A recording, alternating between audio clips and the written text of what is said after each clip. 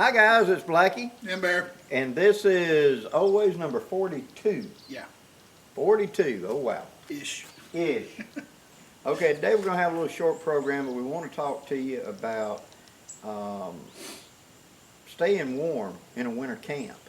Now Bear's going to start out with a ground pound, and I'm going to talk about hammocks. So, take it away, sir. When you're out winter camping, warmth is the name of the game. And you don't want, it's really nice to go out there with the tent that you can park your truck inside beside your cot. I mean, it really is. But in practical use, you're not going to have that. My personal preference is actually the old, what we used to call when we were in Scouts, a pup tent, where you have the shelter halves that come together and you snap them up and you rig them out. And the reason that I say that is because, for me, it's a smaller space to have to keep warm. If you get out there in a four-man dome tent, you're going to be cold. There's no doubt about it. You are a 100-degree heating element. Yes. Just sitting there. So the smaller the space, and if it holds heat well to begin with, and anybody that's ever tried to sleep in a pup tent in the summer will tell you it holds heat real well. It holds heat real Yeah. well. That's the reason the Army used it. Two men inside of a pup tent will heat it up. Yes. Because two body heats. That's Very, two 100-degree very much. heating elements. You know, you've got, like you said, you've got 200-degree heating elements. The video that we shot the other day about the flower pot heater, that heater is actually too big for a shelter half. Way too big. Okay. Not only is it physically too big for a shelter half, it's too hot for a shelter half. In any kind of conditions that we're in. Right. Now, Down here in our south, yeah, that's overkill. Now for you guys that are up in the northern tier, it's not going to be. Mm-hmm. But what we're talking about works on the same theory because you're not heating any larger amount of space. Okay? Now, your average pup tent's going to hit about belly button high. Okay? So there's room in there for a big guy to maneuver. Okay? Because I've done it. I mean, I know it can be done. But you don't have the overkill of a large tent. Okay. Now, what I do is I carry just a few items. I keep this sleeping pad. This is just a standard common garden variety sleeping pad, Army issue, that I got down at Kaufman's. Okay. They're not that expensive, and they'll last almost forever. And when they do get worn out, like Blackie does, you can go in and you can cut them up and use them in backpacks for liners, things like that, sitting pads. Lots of uses. Lots of uses for this before it goes away. Now it's a 1/2-inch thick piece of closed cell foam, which means closed cell foam doesn't absorb water. So you can lay on damp ground and water's not going to come through it. However, it only being a 1/2-inch thick, you can't lay down on jagged rocks and be comfortable. You still got to pick you out a place. And the best thing to do is create kind of like a leaf tick and then put this on top of it to have the best insulation and the most comfortable sleep. This is your typical Wooby. I have one that I adapted to wear under my poncho as an insulation device. Works marvelously.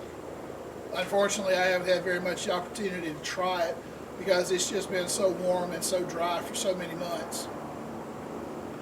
But you can take this Wooby and double it up and lay it on top of this for added insulation. It does work, improvise, adapt, and overcome. But you can make it work for extra insulation. You can also, if you're going to use this as pad, fold it in half and use your ties to make an envelope, Yeah. and then slide this into it. So That works too. That way you've got the layer underneath, the layer of this, and the layer on top. All of those will work together like one unit. This is not waterproof. No. Okay.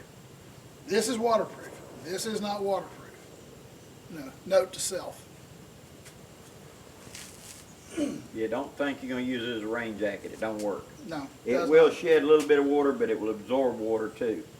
Right, and when you make the envelope and put this in, be aware that it can wick water around around to the top of the mat. Just saying. The next thing that I wanted to share, now remember, we're putting all of this into a shelter house, into a pup tent configuration, okay? You've heard us talk about the vaunted MS sleep system. Well, this is an MS sleep system. Now this one is all packaged up. I got it out of storage to shoot this video. But contained in here is three separate bags. There's the outer bag, which in and of itself is good down to the upper 40s. That is the Gore-Tex bag. It's a bivy cover that zips up, and it's got an opening at the top for air and a piece of Velcro, so when you pull it up, you go back and look at my recent one on a modern cowboy bedroll, that's a bivy cover. That's an outer cover of an MS sleep system. As you go in, the bags get heavier, and you can adjust this thing, would you say down to upper 20s? Easily. Mid-20s? You've got the green patrol bag, which is good by itself, down into the upper 50s. Then you got the black bag, which is down into the 30s or 20s. You combine those, and that takes you down in the teens. And then you add the outer bivy cover, and you're supposed to be good down to 0. Now understand that the military, whenever they're discussing that, what they qualify that means is it will give you 4 hours of sleep at that rating wearing proper clothing. You're not butt naked in a sleeping bag. So if you're wearing the clothing you would need in the 20s and you get into this bag, the military says it will give you 4 hours of uninterrupted sleep. That's all they guarantee is 4 hours. After that you may wake up cool. I have never woke up cool in one down into the teens. So it's a heavy bag unit, but the advantage of it is you can mix and match what components you want. So if it's not going to be that cold, you can pull the heavy bag out and just put the bivy bag and the green patrol bag together. Or you can, a little bit cooler than that, you can go with just the black bag. It gives you an entire system to dial in by what the conditions are. Y'all forgive me for not unpacking it, but I'm telling you, it's a great system to have, and they're not cheap. But it's like we talk about a lot of other things, it's an investment. It's something that with the proper care and maintenance you'll have for quite a while. Okay? It's a pain in the butt to get this thing rolled up and packed away. So for the sake of this video, y'all forgive me for not unpacking it. Kind of like putting a hippopotamus into pantyhose. Yeah. Yeah. It does go, but you're not going to do it in a hurry. Yeah. I have not personally tried that, but you know, we may have people here who have tried to put hippopotamus into pantyhose. I have sat and struggled, not with this, with the MS sleep system. It does give you an adequate compression bag on it. Yeah, it's got a great compression bag. But with other systems, I have struggled for an hour trying to get a bag back into the compression bag. And so a lot of times when you buy new gear like that, I always test it at home. Because to give an example, I bought a blue Arctic bag back in the 1980s. It was a big name bag, and it was supposed to be rated down to like 30 below. And that they were selling them at a discount because it was a discontinued model. I bought it through Sportsman's Guide. Whenever the thing showed up, I mean, this was a big bag. It was in a box that you'd put a basketball in. And I went, there's no dang way that is my sleeping bag. I opened it up, and there was an internal carry bag, and then inside of that was a plastic bag. They had vacuum sealed it into that bag.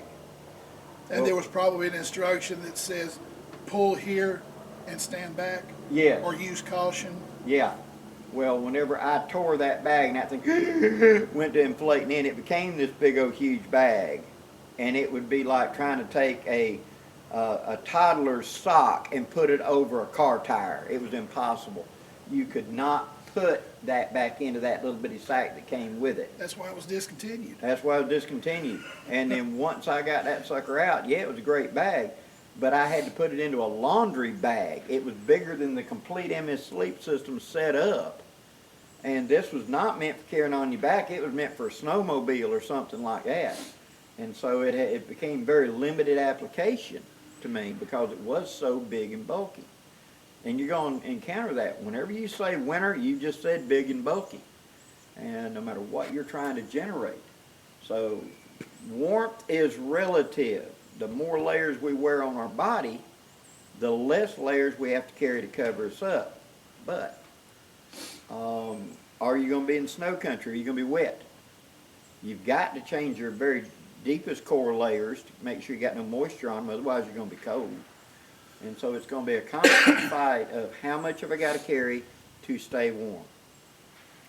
Right. You know, if you've got a good set of socks, if you've got a good set of long underwear, That's dry. that's dry.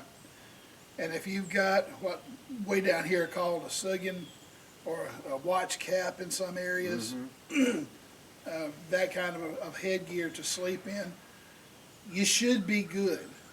Okay, inside of one of these, you should be good. Yes, you do need to change regularly and maintain, dry clothing. Well, I'm glad you brought that up about the toboggan or the head covering. How many times that I have gone camping with companions and then not bring anything to go on their head. And so that head's sticking out of everything, and they got short hair. And 80% of your body heat can be lost out of the top of your head. The brain's important. The body's going to pump blood up there to keep it warm. Yeah. And so if your feet get cold, put a hat on. It usually means that the body will start surrendering other extremities trying to keep the head warm. So the first thing is the hands and the feet. Right. And put a layer on. I carry a big, heavy, ugly as all get out orange toboggan that somebody made. Quick question. Yes. Does it work? It works absolutely. Then who cares what it I looks can like? care less, but it's a double thing. It's a thing. When you open up that thing, it's that long. Yeah. But when I double it all up, I can pull it all up way down to here with just this. You remember in Fat Albert TV show, there's one of the kids that wore one of them, had two eye holes cut out in it. Yep. That's what I think of every time I put this thing on. Yep. But it is extremely warm. It's about 3/4 of an inch thick when you double it up. So me pulling that on keeps all the heat insulation up here. Only thing sticking out is my nose. And then I pull my covers up to my face. So the only thing I'm getting fresh air with the nose. Everything else is secured. Yeah. But it makes a difference keeping your feet warm and all. Like he was saying, your body will sacrifice parts to maintain your core and your brain. That's why 9 times out of 10 frostbite starts in your fingers and your toes and works its way up. Keeping your feet and your hands warm. There's an old, my uncles came back from World War II with this limerick about socks. There was two for your feet, 2 for your hands. One for your privates. Yeah. And, Yeah. Yeah, and one, I don't remember how it worked, but it worked out that you had a pair on your feet, a pair on your hands, a pair under your arms drying, and a pair over your privates. Yeah. You know, you doubled up a pair over your privates and just pulled it up as best you could. But I had some very colorful uncles. I miss them dearly. But you were dealing with limited gear. Yeah, and if you'll think about the conditions at Bastogne in 1944, not pleasant. Even the Germans were having a tough time. Yeah. You know, and they live in that environment. So when Alabama, you know, farm boys suddenly thrust into that, yeah, you'll get creative. Yeah, two of my uncles were in the bulge. One got captured, and the third one was a corpsman in the Pacific during World War II. But anyway, I digress. There was a story of a buddy of my great uncle who was in World War II, and he wasn't at Bastogne, but he was in D-Day and all. And he was in the dead of winter in Italy, and moving up. And he said there was this guy that they had unit had got mauled pretty badly, and they had taken the survivors of them and just rolled them into their unit. He said, I never saw this guy except on patrol or if he was doing guard duty or whatever. But the guy got hit with shrapnel, and he'd helped get him back up out of the ravine he'd landed in. And the medic was trying to get down to him. The guy had 19 pairs of socks on. He said he had these little bitty chicken legs, kind of like an owl. It looks fluffy till you pull it up. Yeah. He said, but to get to his legs, he was just cutting off layer after layer after layer, where he'd wear a pair of socks till it stretched out. Then he'd put a fresh pair on and pull the whole wad back over. Said his legs were like that thick with just wool socks. One sock, 19 pairs of socks.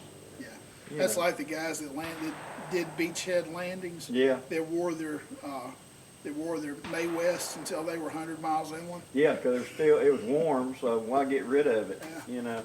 And you might not drown too. Yeah. In the middle of a French field. Or a river or a bog or whatever, and it made a good pillow. Made a good pillow. Yeah, inflated. But anyway, we digress. The bringing us back to our conversation about pup tents. Mm-hmm. When I did my gear dump, I don't know if you noticed, I had a candle lantern, a Yuko candle lantern. That alone is plenty to heat up one of these tents. Mm-hmm. If you hang it down where your feet are, keep that whole end of the tent warm and keep your feet warm, and the heat will move up the tent towards you. Mm-hmm. You know, they've got a chain about that long, so it's not a fire hazard to your canvas. Mm-hmm. But take you a piece of paracord and run it just inside the top of the tent on your tent poles, and hang that lamp on it, or hang it in the middle of your tent. And that way the heat just goes in it sort of swamps the whole tent with heat. Well, this past weekend, I was in North Georgia with Georgia Bushcraft. Georgia Bushcraft gathering. He goes to so many of these things he can't keep them straight. They go together. But I had set up my hot tent, which is that One Wind Penumbra, and it's just a tarp that turns into a wall tent. And I'd set it up in the wall tent configuration and took leaves and sealed it up all the way around the bottom. And myself and my niece Trinity was going to be in it. And I put her crossways, because it's 8 feet wide, 14 feet long, and at least that high. I can walk in it with my hat on without dragging. And it was sealed up to the ground all the way around. Her cot is crossways in, and mine is lengthways this way. That way she could come in this door and didn't have to stomp all over me, and I could come in that door and we'd have the gear on the far side. It was 29 Friday morning, but we got it there Thursday. Right. And so in the 20s, whenever you breathe through your nose, at least in our humid environment, you'll see the frost. If you don't see it coming out of your nose, and it's only when you talk, the way I tell them is, if you haven't talked in a while and suddenly you say something, you see a little puff and it disappears, that's normally in the low 40s. In the 30s, you will see it every time you talk. When you get below freezing, you'll see it out of your nose. And whenever you get down in the low teens, you'll actually hold your hand up and you'll see it on your hand. I'm interested in whatever you're selling. And so outside the tent that morning, you could see your breath, every breath out of your nose. So it was in the 20s. However, inside the tent, with her and I both being two 100-degree heaters and no other heat, you couldn't see your breath. You go, and could not see your breath. That means our body heat in that insulated tent, it's thicker than a regular tent, was holding it probably into the 40s in there. At least 10 to 15 degrees cooler than the outside temp because of our body heat in a small enclosed space. Yeah. See, if we had added a candle lantern, it probably brought it on up like 48, 49. Right. But you could not see your breath. But when you opened the door and stepped out, you could instantly see your breath. Here's the thing about that.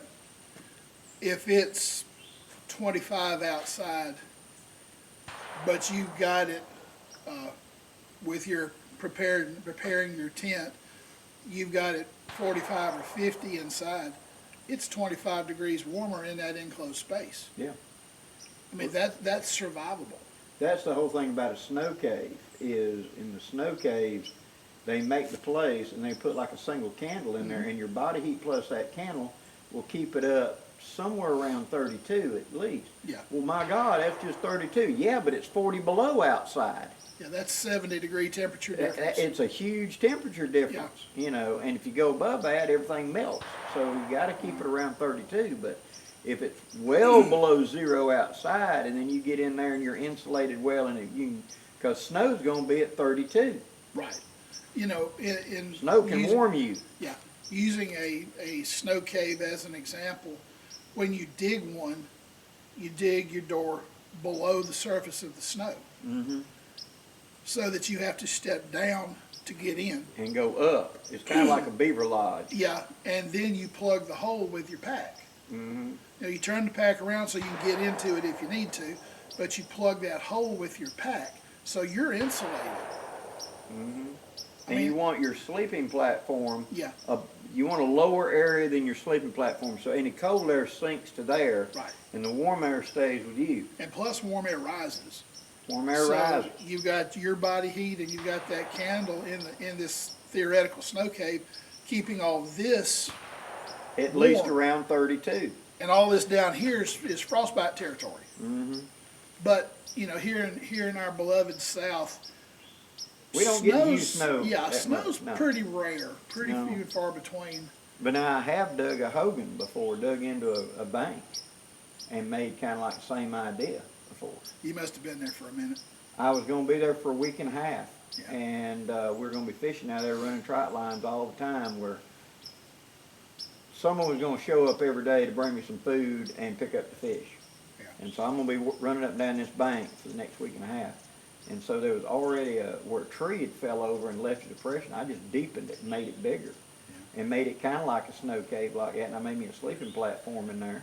Do you remember the episode of Corporal's Corner where Sean found that tree that was laying down flat, and it was just enough that he could get into it and make a camp out of it?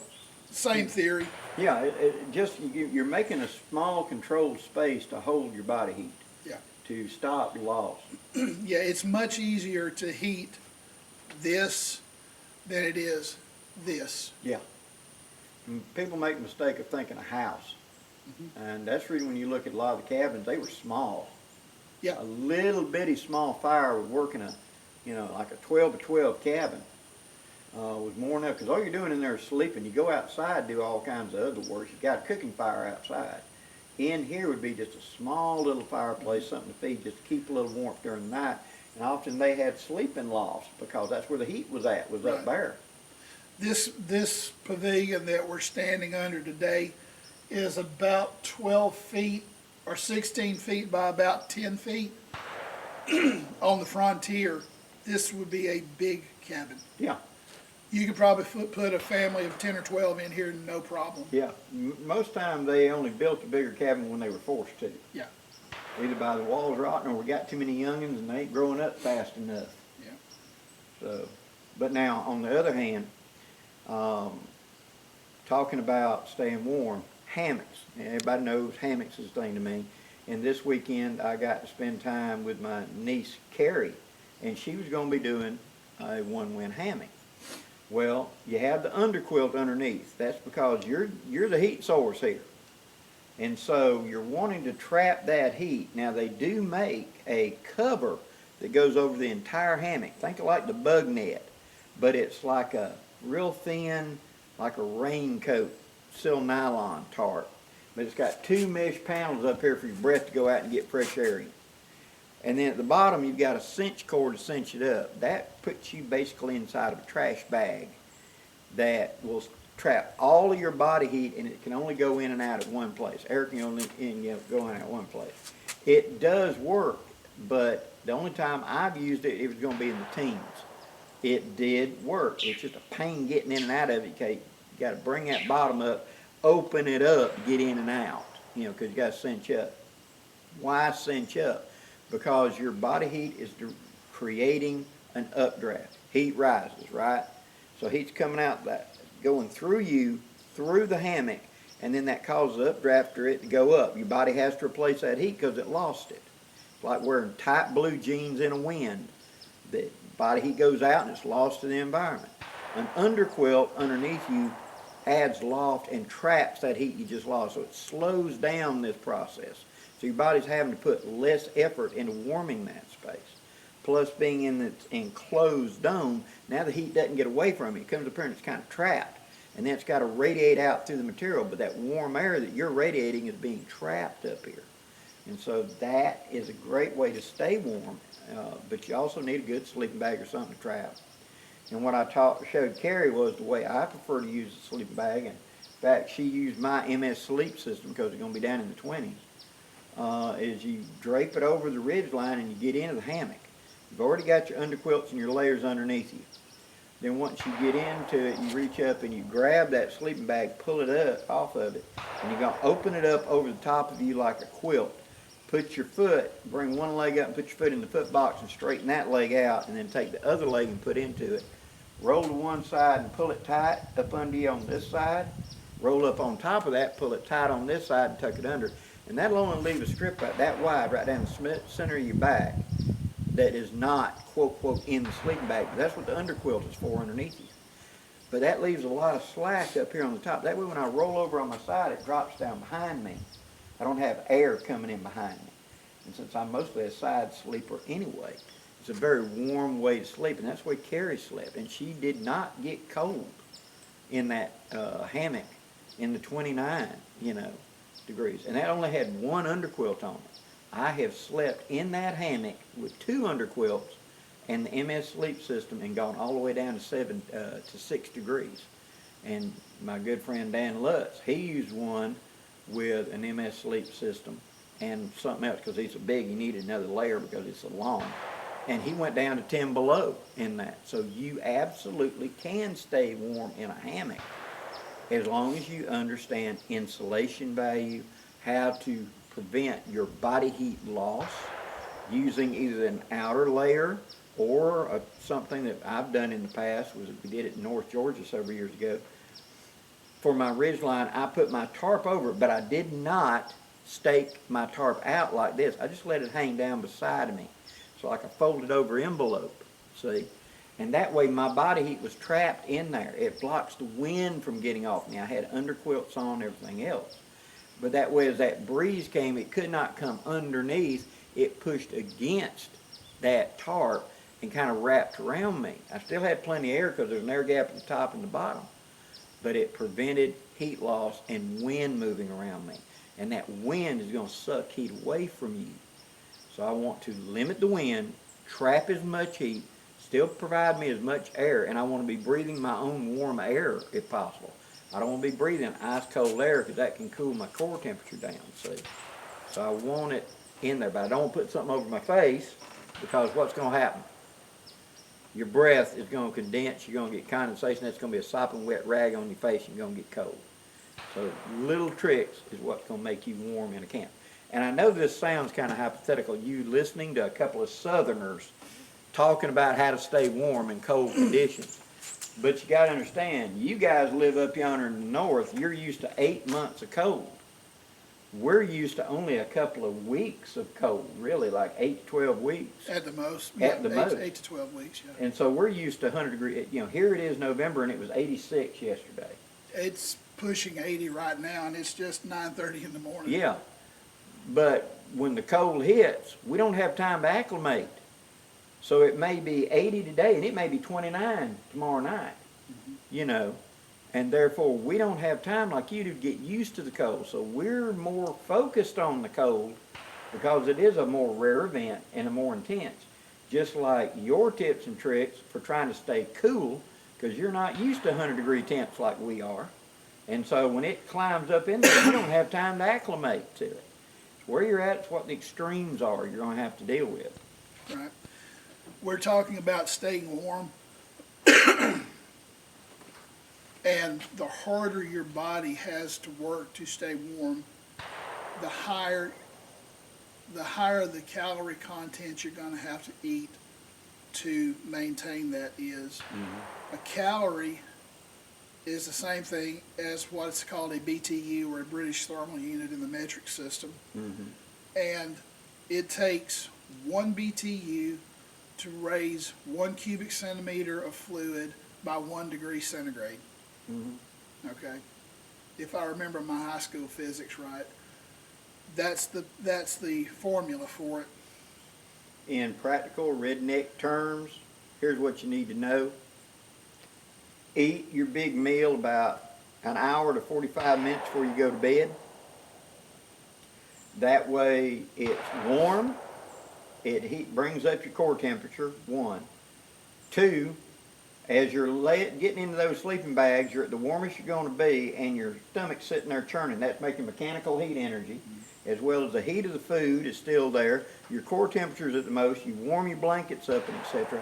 And those BTUs, those calories sitting there in your stomach, act like the wood on the fire. So as you're sitting there sleeping, your body can pull from that to power this heat engine.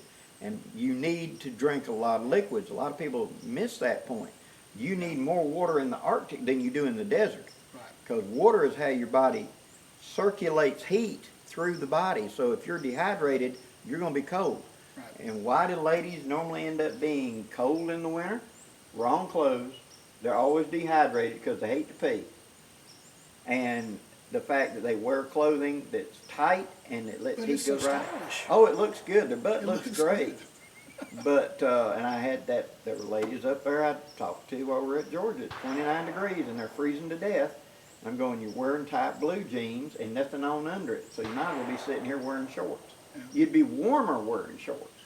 An addendum to what he just said, which is spot on, 100% true.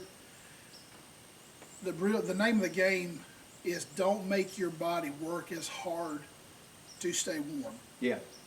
Okay? Give it everything it needs to stay warm. The less amount of stress you can put your body under, the happier time you're going to have camping in cold weather. And guys down here in the South, just because it gets cold doesn't mean you have to stop. Will you be uncomfortable for a few minutes? Yes. But, I mean, it could be the adventure of a lifetime waiting on you and your kids. Just, go out and enjoy it, whether it's, 90 or 9. Go out and enjoy it. Wear proper clothing. Don't be afraid to put on 2 pair of long underwear if you need it. No. Get different boots if you need insulated boots. Do you need gloves? Like the guy said, there is no such thing as bad weather, just poor clothing choices. I do have one more thing I want to show. Okay. About 3 years ago, an enterprising young man who shall remain nameless he entered into a contract with a very nice person to order wool blankets from England. And 2 years later, they finally showed up. And I bought one. Actually, I bought 2. When you're sitting around the fire, a modest weight wool blanket will work wonders. If you have a girlfriend, wife, daughter who is sitting there miserable because she can't get warm, this is a good way to help her get warm. It's big. This particular one is queen size. Okay, and by doubling it up, you can wrap it around her and she will stay toasty warm Another cool thing about 100% wool is it won't burn. It'll scorch first before it burns. It'll scorch. It will smolder. It will stink.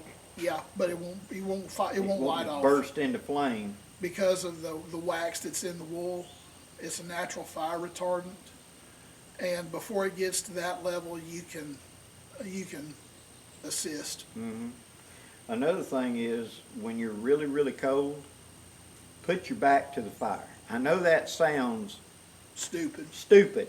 Yeah. But listen to me a second.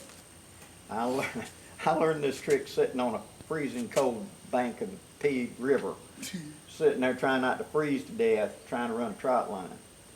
You're facing the fire. That's how you want to do, right? You're facing the fire. But in the fact of it, the fire radiating to you, yes, it feels warm on your face. Yes, you're breathing warm air. But where are your kidneys at? Your kidneys is where the most blood circulates through. If I turn around and put my back to the fire, yes, my face feels a little cooler and I'm breathing cool air, but after a moment or two when my back warms up, my back will then transfer that heat to my kidneys. My kidneys will then transfer it to the blood, and the blood circulates to the whole body. See? And so if you warm the kidneys, you warm the blood, you warm the body faster than sitting here, because what's facing the fire? I got my arms, I got my chest, and here's the lungs. The lungs are moving, that's cooling. So I'm actually trying to heat a section of the body where the lungs are actually cooling it, because that function. My legs are all bowed up, probably my knees are facing it, that's it. Less surface area is being presented to the fire. If you look, most of this, the way he was sitting, is covered. Yeah. Okay. If you turn around, this is direct access to the heat. And like he's saying, you get in here and you warm these kidneys up, they've got fluid moving all the time, and it disperses out through the body, just like he said. And the trick to this whole thing is to keep your core warm. If you keep your core warm, the rest of the body will pretty much take care of itself. Don't sweat, and don't let yourself get cold. When you start feeling the cold, okay, is it a little cool? A cool's okay. But if I ever start to shiver, I've gone too far. Yeah, definitely gone too far. And if you start to feel kind of clammy, like you're beginning to sweat, shed a layer. Time to dump. Dump a layer. Keep it close by, okay? But dump a layer. Let your body regulate and then suit back up. I've seen so many times the guys that would put on all these clothes to go because they were cold and they didn't warm up before they ever got out. Now here's another little trick, guys. Before you ever come out in the morning, I see this so much. I'm about to go out and it's going to be in the teens. When I get up in the morning and I get dressed, I should already have my jacket hanging there, and I should put on that jacket and then go fix coffee, wearing the jacket. I can't believe I'm agreeing with you saying that. But yeah, you're right. Warm up that jacket. I watch people run around in a t-shirt drinking coffee. Well, that warmed the core up. And then I'm about to go out the door, and what do? I grab out of the closet this ice cold jacket that may have been out in the laundry room or whatever. It's cold as heck, and I put it on. Well, I just put a cold jacket on. There went a bulk of my BTUs right there, and then I'm going to step out in the cold and start breathing ice cold air. Yeah, you've got a cold layer against your skin, and that's not ever comfortable. I want to heat up them layers before I ever step out. So I got like a thermal battery here. Yeah. It's got to cool down to get to me. Instead of me having to warm out, I wanted to try to fight to cool in. And I'm sitting there drinking. That's the reason you crank up the car and let it warm up, ain't it? Because you don't want to jump in a nice cold car, even though it'll physically go. You want to warm it up. So I'll put my layers on, then I'll go in there and I'll nuke my breakfast or whatever. I'll sit there at the counter and I'll wolf down my breakfast while wearing everything I'm about to go outside. I want it to warm up so that when I walk out, I'm insulated. Guys, another note to the silver wolves. It's a little, I won't use the word humiliating, but it's kind of in that area. When you're out camping, guys, don't be afraid to take a urinal, Yeah. okay? One of just those medical plastic urinals, you know, once you get past a certain age, it's an inevitability. That you're gonna have to That go. You're gonna have to go at 2 a.m., crawl out of your tent, you know, get all your clothes on and crawl out of your tent, take the urinal Or a Gatorade bottle. or a Gatorade bottle, Yeah, ask him how he God, knows. God bless Gatorade bottles.